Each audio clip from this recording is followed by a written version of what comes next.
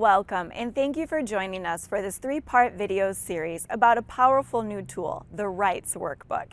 We are excited to introduce a new way to review rights with the people you support that's clear, easy to understand, and gives you, the facilitator, some visual assistance to thoroughly explain rights. In these videos, we will share some effective ways to implement this tool and offer some tips and tricks to guide you in explaining rights to the people you support. So how did this workbook come about? As professionals in the disability services field, we want to ensure all people we're supporting to know and understand their rights. Rights are such an important topic, but how often in your job have you reviewed rights with someone at intake or annually and breezed through the form just to get it done and signed?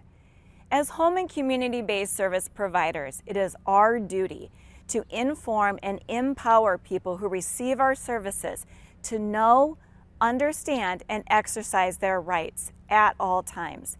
It is a critical part of our support. But beyond a list of rights that we were supposed to explain, there was really nothing available to help us facilitate these important and powerful conversations. This workbook was developed to fill that void. The Rights Workbook was created through a partnership with the Minnesota Department of Human Services and STAR Services. It is designed to help you, the facilitator, to explain rights to the people who receive your support. It can be used in many ways, as a visual resource, as a workbook, or as a reference for new ideas as you have conversations. When used as a workbook, the people you support can take notes in it, draw their own pictures, and keep it to reference in the future when questions may arise. Remember, rights must be explained and reviewed in ways the person will best understand. Take a moment and think, are the ways I am currently explaining rights actually the preferred method of the people?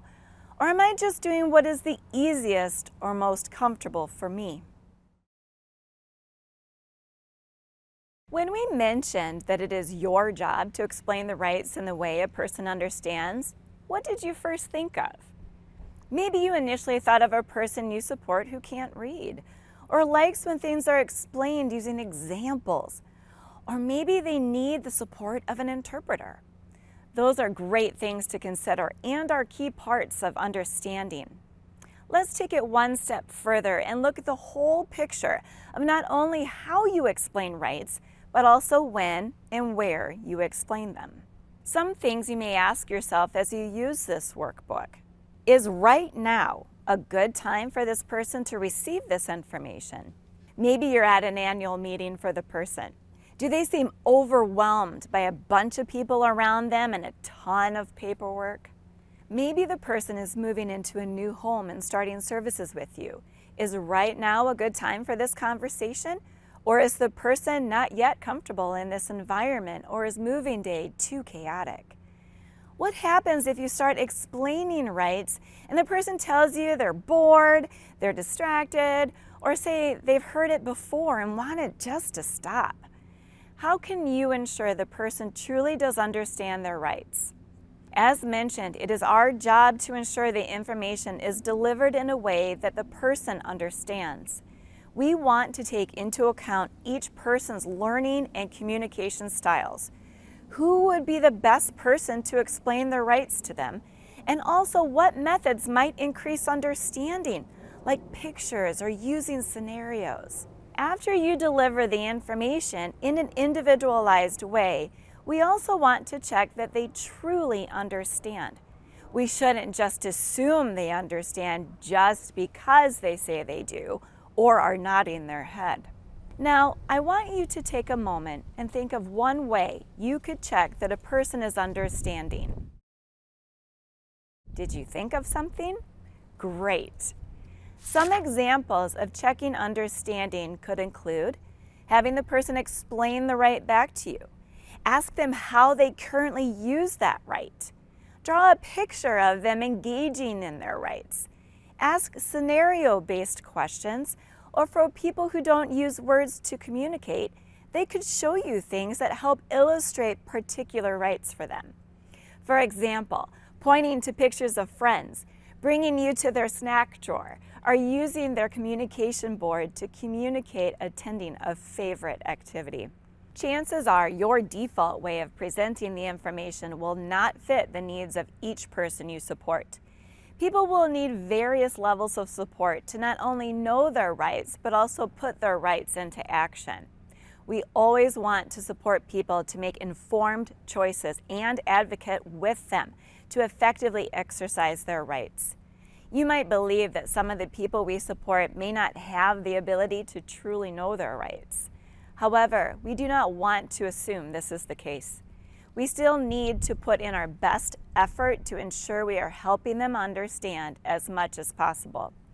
We need to show each person dignity and respect by having these discussions with them. If we think additional support is needed, we can also explain rights to those trusted people in the person's lives who will advocate with them to ensure their rights are fully exercised. I want you to stop and think about two people you are supporting. How would you change the way you explain rights and exercise rights to each of those people? When you compare how you would explain rights to each unique person, in what ways would they be the same? And in what ways would they be different for both people?